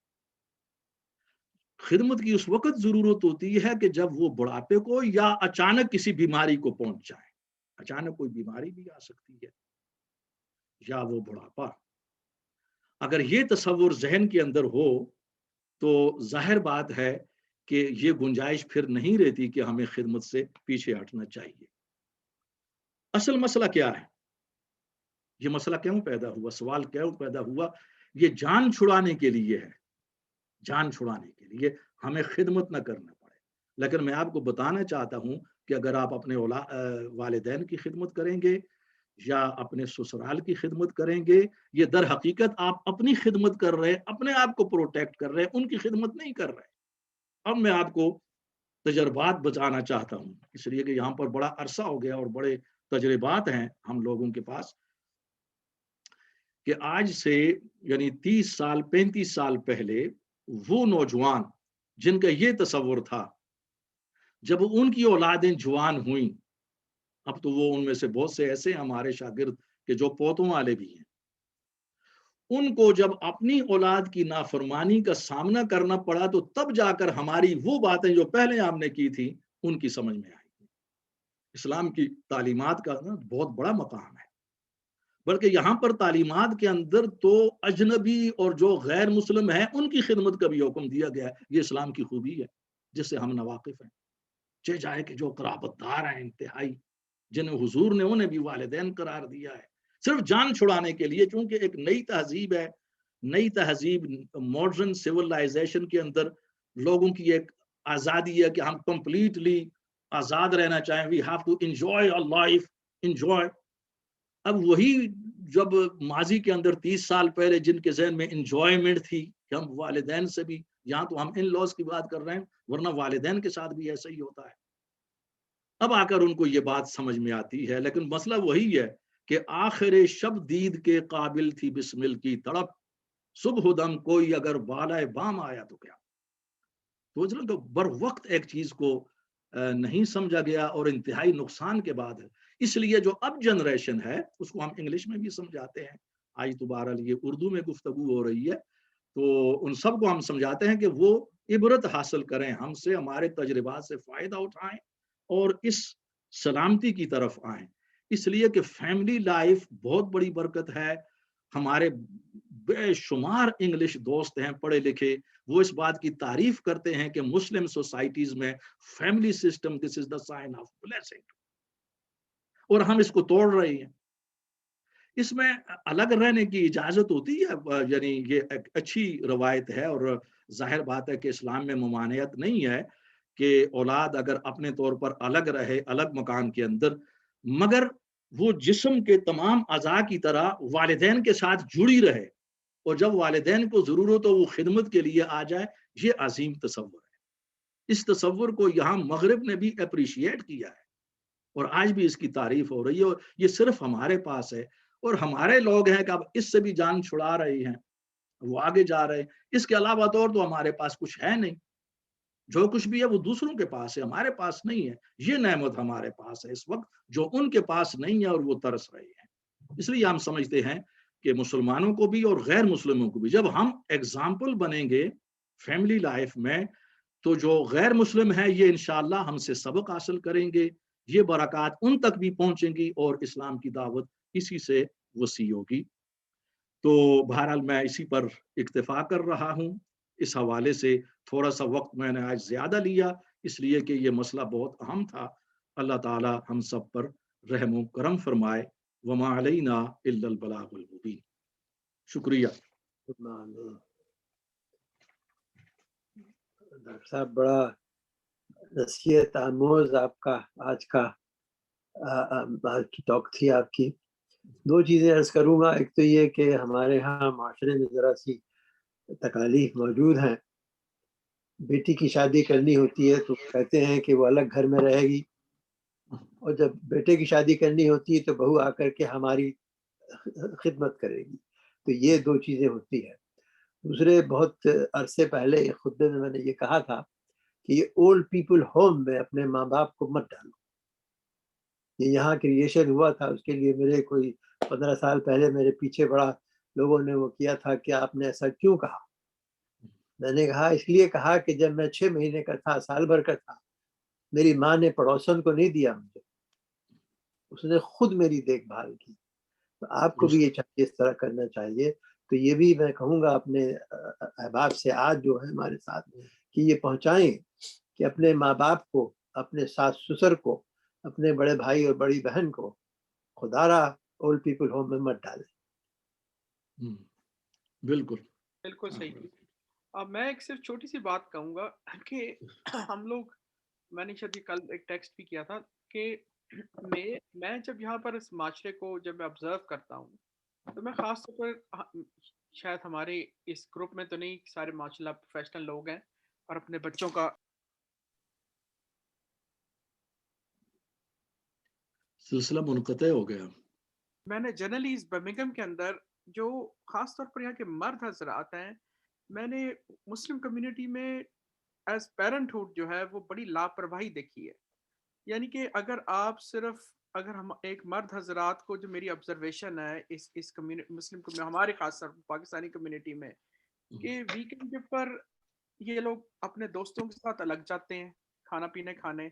آپ کسی ہیئر ڈریسر کی شاپ پر چلے جائیں، وہاں پر آپ کو جگہ نہیں ملتی. مجھے ایسا لگتا ہے کہ یہ لوگ جو ہے صرف گھر سے باہر رہنے کی کوشش میں لگے ہوتے ہیں کہ جہاں ان کو جگہ ملتی ہے وہاں پر وہ اخبار پکڑ کے وہاں پر بیٹھ جاتے ہیں. اور بچوں کی تربیت اتنی بری ہے کہ نہ ان کو دین کا پتہ ہے، نہ کوئی دنیا کا پتہ ہے. تعلیم تو پہلے ہی ہم بات کر چکے ہیں کہ ہم جو ہے وہ باٹم راک ہیں، مطلب 39% جو ہمارے پاکستانی بچے ہیں وہ ہائی اسکول میں جاتے ہیں، یعنی کہ یونیورسٹی لیول پر جاتے ہیں. جب ہم اپنے بچوں کو بالکل اگنور کریں گے، ہم ان کے ساتھ جو ہے جا کے فیملی آؤٹنگز بھی نہیں کریں گے، ہم جو وہ پیسہ ہے وہ اپنے دوستوں کے ساتھ خرچ کریں گے، ہم جو ہے وہ ہیئر ڈریسرز کی شاپ پر بیٹھ کے اخباریں پڑھیں گے، تو ہم کیسے ایکسپیکٹ کرتے ہیں کہ ہمارے بچے جو ہیں وہ ہمیں ان ریٹرن جو ہے وہ ہمیں کوئی پازیٹیو چیز دیں گے؟ کہ ہم لوگ کیوں نہیں محنت کرتے اور ہم اپنے بچوں کے اندر سے کوئی رشی سناک یا اس طرح کی انٹلیکچوئلز اور پروفیشنل جینیس جو ہے وہ نکالنے کی کوشش کرتے ہیں. یہ جو باتیں کرتے ہیں لوگ حلال اور حرام کی، یہ ساری جو باتیں ہیں یا ایک اپنے انفیریورٹی کمپلیکس کو چھپانے کے لیے. میں نے جوس کے ساتھ کام کیا ہے، میرے جوس مینیجر تھے، کوشر وہ کھاتے ہیں، ڈرنک وہ نہیں کرتے. لیکن اس معاشرے میں کوئی بندہ کسی کے کھانے پینے یا کسی کے اپنا کس طرح سے وہ کنڈکٹ کرنا چاہے پر کوئی پابندی نہیں ہے. کوئی نماز پڑھنا چاہے کوئی اس کو روکتا نہیں. یہاں تو کوئی بندہ، میں کہتا ہوں کہ غور بھی نہیں کرتا کہ کوئی بندہ کس طرح کا کنڈکٹ کرتا ہے. انڈینز ویجیٹیرین ہوتے ہیں، اب تو اس معاشرے میں ویگن بھی پیدا ہو گئے. اور ہم لوگ جو ہیں، ہم لوگ کیوں، ہمارے خاص طور پر مرد حضرات جو ہیں، جو پیرنٹ ہوڈ کی بات ہوتی ہے تو وہ کیوں نہیں ایسا بچوں کے لیے ایک ایگزامپلری پیرنٹس بنتے؟ میرے خیال میں تو سب سے پہلے سٹارٹ وہیں پر ہوتا ہے کہ جو ہماری کیا کہتے ہیں کریکٹر ہے اور ہم کس طرح کنڈکٹ کر رہے ہیں. بچوں کو تو وہی پتا ہوگا نا جس طرح کہ ہم اس کی تربیت کریں گے. اور خاص طور پر میں برمنگھم میں تو دیکھتا ہوں اتنے بیڈ ایگزامپلز ہیں کہ شرم آ جاتی ہے. اللہ تعالیٰ معاف فرمائے. السلام علیکم ڈاکٹر صاحب. ایک وعلیکم پوائنٹ السلام ورحمۃ اللہ. میں اور بھی ذرا ریز کرنا چاہتا تھا. یہ parents in law and daughters in law and this and the other, ہمارے جیسے کہ مرد حضرات کا بھی ذکر ہو رہا تھا کہ اس طرح سے پرورش ہوتی ہے بچوں کی کہ جب ایک بہو آتی ہے گھر میں، اس کا کام یہ بھی ہوتا ہے کہ اپنے خاوند کی بھی خدمت کرے، خاوند کے ماں باپ کی بھی کرے، اور وہ بیچاری کا کوئی دیکھنے والا نہیں ہے. اگر وہ نہیں کرتی تو ساری لان تان اس پہ ہوتی ہے. حالانکہ اول فرض جو ہے وہ بچے کا ہے کہ اپنی ماں باپ کی خدمت کرے. اس کے بعد دوسرے درجے میں اس کی بیوی کا آتا ہے. لیکن ایسی سائیکالوجی ہے حضرات کی کہ وہ اس طرف سے دیکھتے ہیں کہ نہیں، اس کا فرض ہے کہ یہ میری بھی دیکھ بھال کرے، ماں باپ کی کرے. اس پہ بھی ذرا تھوڑی سی آپ لائٹ ذرا پلیز. جی ہاں، یہ بہت اہم پہلو ہے. اس کا تعلق ہمارے فیشن اور ہمارے رواج کے ساتھ ہے. جیسا کہ میں نے پہلے عرض کیا کہ بہت سی چیزیں اب مثلا جو پراپوگنڈا ہے مغرب کی طرف سے کہ اسلام مذہب میں خواتین کے کوئی حقوق نہیں ہیں، हालांकि हकीकत ये है कि असल हुकूक इस्लाम ने दिए हैं और उस जमाने में दिए जब इनका तसव्वुर भी नहीं था। कमाल तो ये है ना, आज का जी ये तरक्की का टेक्नोलॉजी का जमाना है, इस जमाने में ये बात हो रही थी।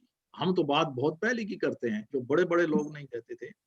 असल मसला ये था कि तसव्वुर सवाल ये दुरुस्त है कि कुछ मुस्लिम मुआशरे अपने फैशन, अपने रवाज की वजह से वो हुकूक नहीं देते ख्वातीन को जो इस्लाम ने दिए हैं। अच्छा, ये बात बनती है, इसको हम मानते हैं और इसको हमने लिखा भी है, मुसलमानों को समझाया भी है कि वो इस मामले के अंदर अपनी इस्लाह करें। ये उसी का ऐसा है जो आपने सवाल किया है कि हमारा रवाज है और इसलिए बहू और जो सास का मसला है, इस पर हमारे ड्रामे बनते हैं, फिल्में होती हैं, कहावतें हैं, क्योंकि पीछे एक कल्चर है, कल्चर में सख्ती है। वैसे आजकल, और ये उसी का नतीजा है, और ये नतीजा भी गलत है। वो बात भी गलत थी कि बहू के साथ जो ज्यादती होती थी, इसकी तरफ मैं जी अब सूरत हाल ये है कि अब सास मजलूम हो चुकी है। अब ऐसे ड्रामे बनने शुरू हो गए कि जिसके अंदर सास मजलूम है, पहले बहू मजलूम होती थी। चूंकि एक्शन का रिएक्शन होता है, यहाँ तवाजन है। तवाजन ये है कि हर आदमी के हुकूक हैं। मसलन अगर सास और ससुर के अपनी औलाद पर और बहू पर हैं, बहू के भी उन पर हैं, म्यूचुअल राइट्स हैं, यहाँ पर यकतरफा नहीं है, ये म्यूचुअल बिल्कुल राइट्स हैं। उसके अंदर ये होता है, आपने बिल्कुल ठीक कहा और ये पहले बयान किया गया कि औलाद का ज्यादा हक है और इसका भी हक है, और ये हुकूक आपस में होते हैं, ये बाहम एहतराम। इसके लिए नबी अलैहिस्सलाम ने पूरे उसूल दिए हैं। उसूल के अंदर ये एक दूसरे का एहतराम किया जाएगा, जज्बात का एहतराम किया जाएगा, औकात का एहतराम किया जाए, एक दूसरे पर बोझ न डाला जाए। वालिदैन भी अपनी औलाद पर बोझ ज्यादा न डालें ताकि उनके अंदर एलियनेशन का तस्वुर पैदा ना हो। बड़ी खूबसूरती के साथ एक तवाज़ुन और एतदाल पेश किया गया है।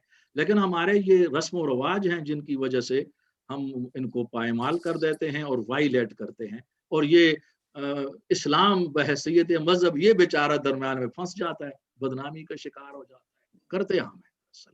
तो ये भी एक फैशन है और इसके अंदर तवाज़ुन नहीं है। इसी यही वजह है कि ये जो तस्वुर निकला है कि हम इन लॉज की खिदमत नहीं करते, ये रिएक्शन है उस सख्ती का जिसका आपने जिक्र किया है। वो भी गलत है और ये भी गलत है। वल हक़्क़ु बैनहुमा, हक इन दोनों के दरमियान है, एतदाल। जज़ाकल्लाह। मैं उमर रशीद बोल रहा हूँ। मेरी तरफ से एक राय है जज़ाकल्लाह। कि जी नहीं, शादियों वालों को बचाने के लिए हम मैरिज काउंसलिंग के अदारे बने हुए हैं, जबकि शादी में खामद भी दो शादी कर सकता है, बीवी भी तलाक होने के बाद दूसरी शादी कर सकती है, मगर औलाद जब छिन जाए तो वो उसका कोई नेमल बदल नहीं है, वो हमेशा के लिए परमानेंट लॉस होता है। मैं समझता हूँ ये एक ऐसा इंस्टीट्यूशन है, इसको ज़्यादा प्रोटेक्शन होनी चाहिए और काउंसलिंग तो बहुत ज़्यादा होनी चाहिए। इस सिलसिले में अगर हो सके तो कोई काउंसलिंग का अदारा बनाए कि जो टीनेजर्स जब अपने नए कल्चर्स को अपनाते हैं और क्लैश होती है और उनकी अंडरस्टैंडिंग नहीं होती, तो वहीं से शुरू में ही वो काउंसलिंग अगर हेल्प हो जाए तो बाद में जब बिल्कुल मुख्तलिफ जुदा रास्ते हो जाए उससे पहले जो ना एडवाइस मिल जाए उनको। और बाज़ औक़ात पेरेंट्स को वाक़ई पता नहीं होता। मैंने भी साथ-साथ सीखा है कि मैं नहीं कहता कि मैं अच्छा पेरेंट था शुरू से ही, मगर मैं चूँकि सोशल एंटरप्राइज़ सेक्टर में 16 साल काम किया है और इतनी ज़्यादा ट्रेनिंग्स ली हैं और मैं पेरेंटिंग स्किल्स की वर्कशॉप्स किया करता था, मुख्तलिफ चिल्ड्रन सेंटर्स में जाके। तो ये 3 साल का वो एक्सपीरियंस है, मैंने खुद बहुत कुछ सीखा है इसमें। तो मैं कहने का मतलब था कि ये चीज़ें मैंने खुद मुझे भी कहीं पता नहीं होती थी जब तक कि मैं उसमें वास्ता नहीं पड़ा मुझे। तो मैं समझता हूँ कि काउंसलिंग के जो है ना इस डिपार्टमेंट में काउंसलिंग के अदारे होने चाहिए। शुक्रिया। बहुत बहुत शुक्रिया। आपने जो बात की है ये तो मग़ज़ मैं कह सकता हूँ, रूह है हमारे पूरे बयान की। आप एक्सपर्ट भी हैं और ये हमारी तरफ से बदकिस्मती मैं कहूँगा कि इदारे हमारे पास बड़े अजीम हैं, मसाजिद की शक्ल में। मस्जिदें रूह हैं कम्युनिटी की, मगर हमने मस्जिद को मस्जिद की हैसियत से हम इस्तेमाल नहीं कर सके, यहाँ पर भी कल्चर की हैसियत से। मैं समझता हूँ कि अब ये वक्त आ चुका है और हमें कोशिश करनी चाहिए कि ये बेहतरीन इदारे हैं, ना सिर्फ ये कि ये मुसलमानों की खिदमत कर सकें, बल्कि मैं समझता हूँ ये बरकतें गैर मुस्लिमों के भी हम कर सकते हैं, इसलिए कि वो भी खुदा के बंदे, उनके लिए भी सोचना हमारा फर्ज है कुरान की। लेकिन डॉक्टर साहब तो आपकी बात बहुत अहम है। जी سلمان صاحب سب چھوٹی سی بات، لیکن ہماری مسجدوں میں کہاں پر آپ کو یہ اس طرح کے کاؤنسلر اور کوئی ٹرینڈ لوگ ملتے ہیں؟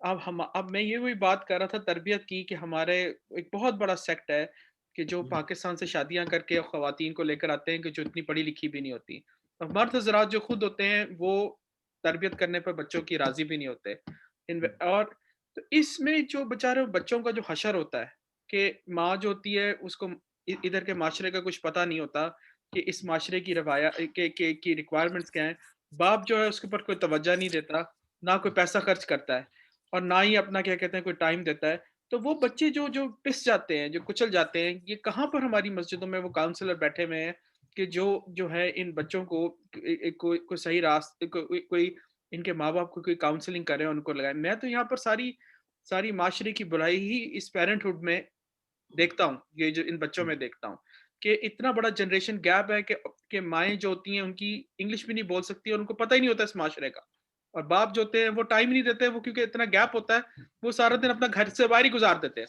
ایون وہ اپنے بچوں کو فیملیز کو لے کے بھی نہیں جاتے کیونکہ وہ عورت کو اپنے ساتھ لے جانے نہیں پسند کرتے، وہ ہیئر ڈریسر کی شاپ پر 2.5 گھنٹے گزار دیں گے، گھر میں وہ 2 گھنٹے بیٹھ کے بچوں کے ساتھ نہیں گزاریں گے۔ تو اس اتنے بڑے جنریشنل گیپ میں یہ جو بچے جو ہم ایک ہرڈ جو بکریوں کی طرح پیدا کر رہے ہیں، یہ ان بچوں کو کیا قصور ہے سارے اس میں کہ وہ جب بعد میں ریئیکٹ کریں گے؟ یہ تو بہت بڑا چیلنج ہے، جیسے کہ ہم نے مسجدوں کی بات کی ہے۔ حقیقت یہ ہے کہ ممکن ہے کہ کوئی 1-2 مسجدیں ایسی ہوں کہ جو اس ضرورت کو پورا کر رہی ہوں، اور وہ بھی وہاں ہوں گی کہ جہاں اچھے پروفیشنل لوگ مساجد چلا رہے ہوں۔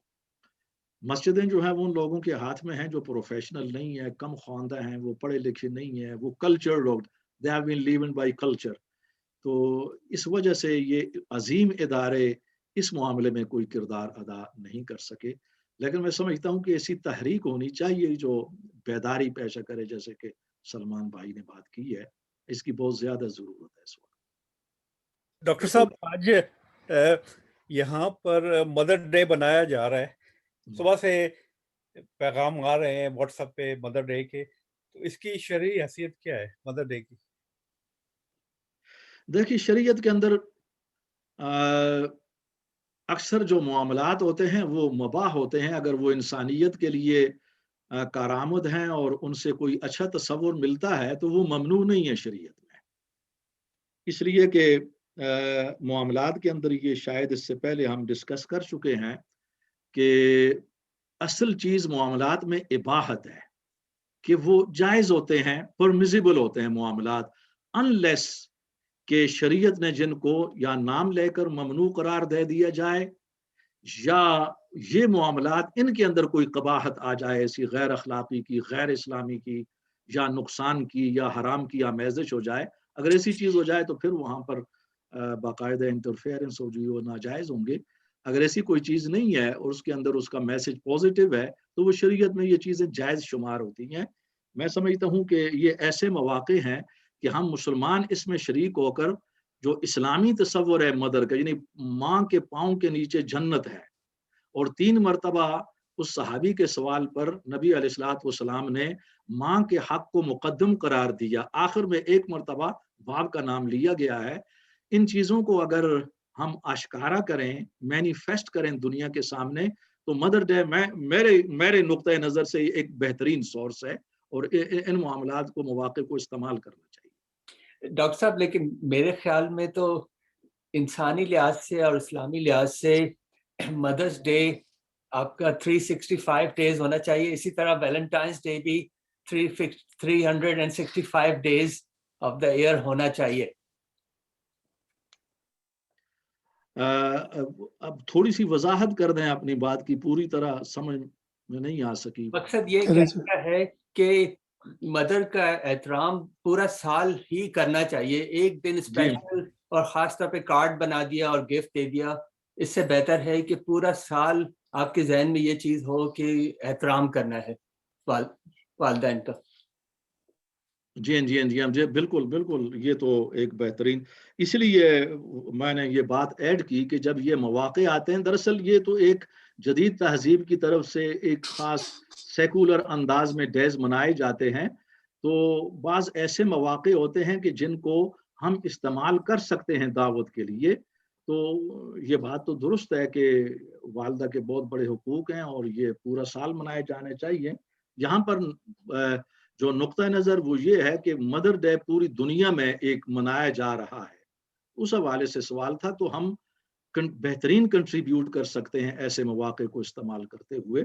مسلمانوں کو یہ چاہیے کہ وہ تو یہ ڈے اور یہ مواقع تو پورا سال ریئلائز کرواتے رہیں سب کو، اور خصوصاً میرے خیال سے ناظر صاحب سوال کرنا چاہ رہے ہیں مگر وہ میوٹ ہے، ان سے کوئی کہے کہ ان کا میوٹ ہٹ جائے.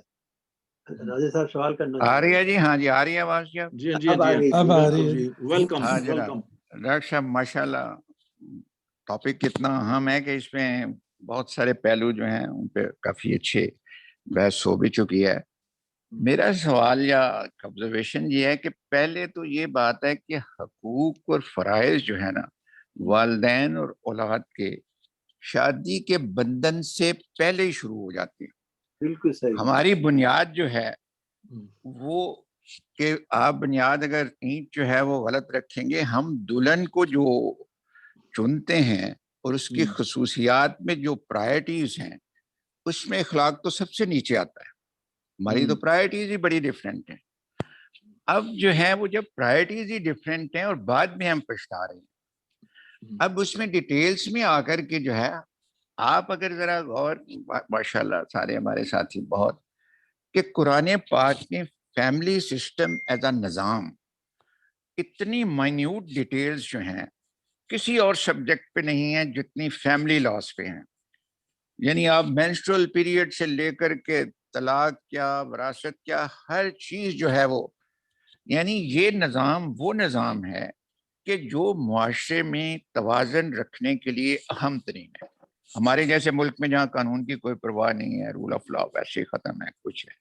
یہ ایک آخری ہوپ ہے جس میں اب دراڑیں پڑنی شروع ہو چکی ہیں، اور جو ایک ایسا زبردست نظام تھا جو مغرب کے لیے بھی میں سمجھتا ہوں کہ اسلام کی دعوت میں سب سے اہم رول ادا کر سکتا تھا. اچھا، اب اس کے بعد آپ نے ریفرنس تو دے دیا سورہ بنی اسرائیل کی 22 اور 23 سے لے کے 25 آیات.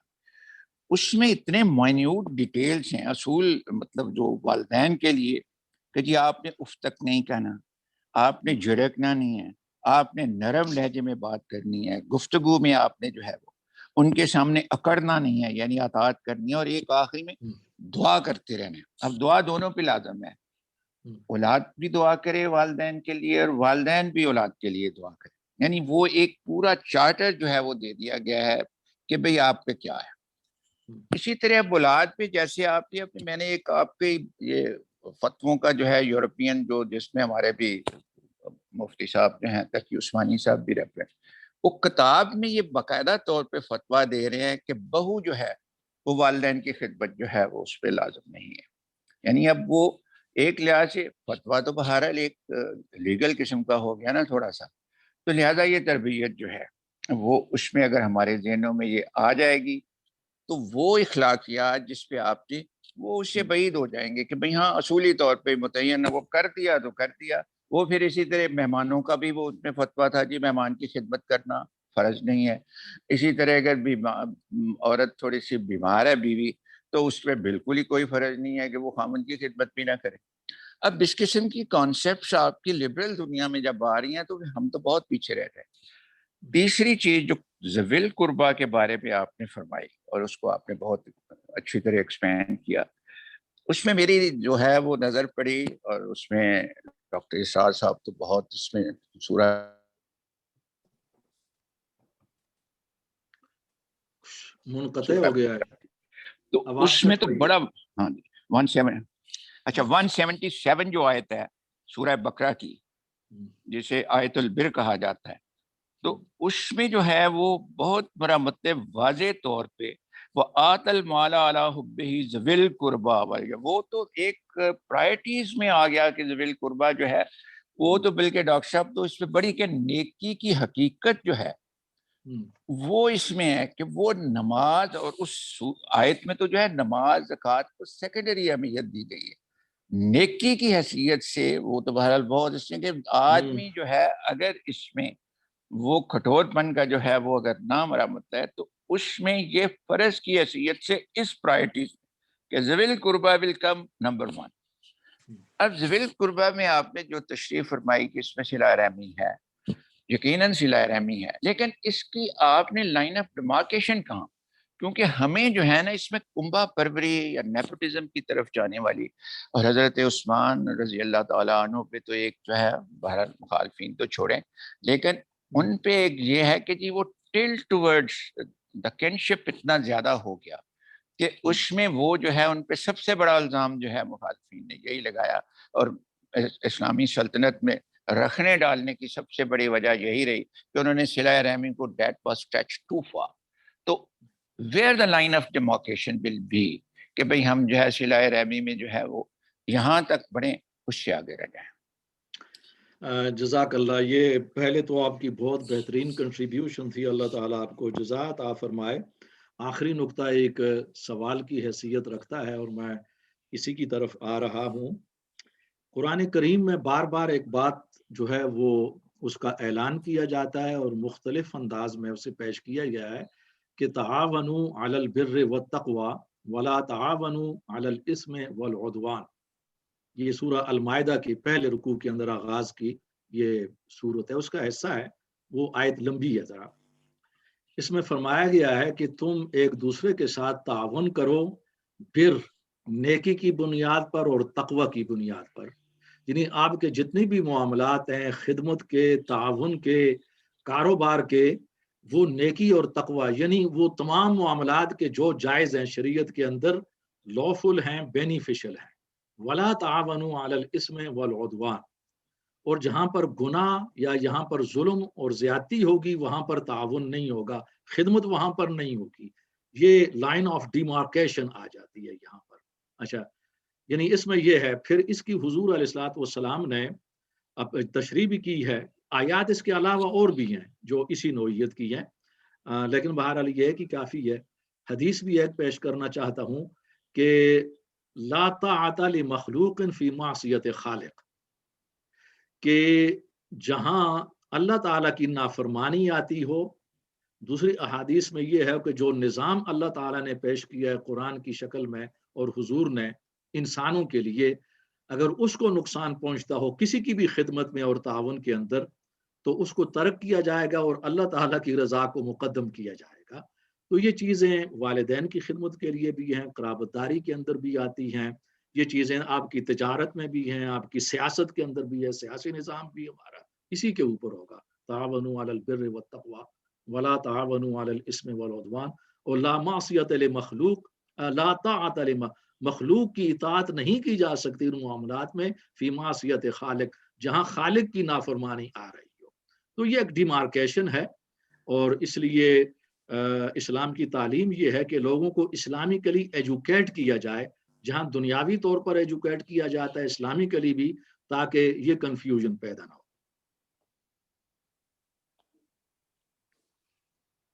اور کوئی ساتھی سوال دعا کر لیں پھر. ڈاکٹر صاحب ذرا دعا کرنے سے پہلے شمس العارفین، ہم نے آپ کو مس کیا پچھلے 2 پروگراموں میں، آپ کو کوئی سوال نہیں تھا. ممکن ہے آپ ہوں گے اس میں، لیکن یا پچھلے ہفتے معذرت ہے، پچھلے ہفتے کی میں نہیں آ سکا، اس سے پہلے میں تھا. اچھا ماشاء اللہ. جی جی. سے پہلے سر آپ سے گزارش ہے کہ ہمارے ایک عزیز ہیں جو کرونا وائرس کی وجہ سے شدید بیمار ہیں، لیوٹن میں رہتے ہیں، تو ڈاکٹروں نے انہیں 24 گھنٹے کا نوٹس دیا ہے کہ ان کے سارے آرگن فیل ہو رہے ہیں، تو اللہ انہیں صحت یابی دے. آمین آمین. دعا کرتے ہیں ہم. دعا کر لیں پھر. الحمدللہ رب العالمین والصلاة والسلام علی رسولہ محمد وآلہ وصحبہ اجمعین. اللہم اعنا علی ذکرک وشکرک وحسن عبادتک. اللہم انا نسألک علما نافعا وعملا متقبلا ورزقا واسعا طیبا. آمین. یا اللہ تو ہمیں محفوظ فرما، یا اللہ اس وبا کو دور فرما. جتنے بھی بیمار ہیں سب کو شفاء کاملہ عطا فرما. ساتھیوں کا ذکر کیا گیا، یا اللہ ان کو بھی، اور ہمارے نصیر خان صاحب کی محترمہ ہیں اور بھی جتنے اس لحاظ سے متاثرین ہیں، یا رب العالمین انہیں زندگی عطا فرما، شفائے کاملہ عطا فرما، اس دور فرما۔ اللہم ارفع عنا البلاء والوباء خاصة کرونا انک انت السمیع العلیم وتب علینا انک انت التواب الرحیم۔ سبحان ربک رب العزة عما یصفون وسلام علی المرسلین والحمد للہ رب العالمین۔ جزاکم اللہ خیر۔ جزاک اللہ، جزاک اللہ جی، جزاک اللہ۔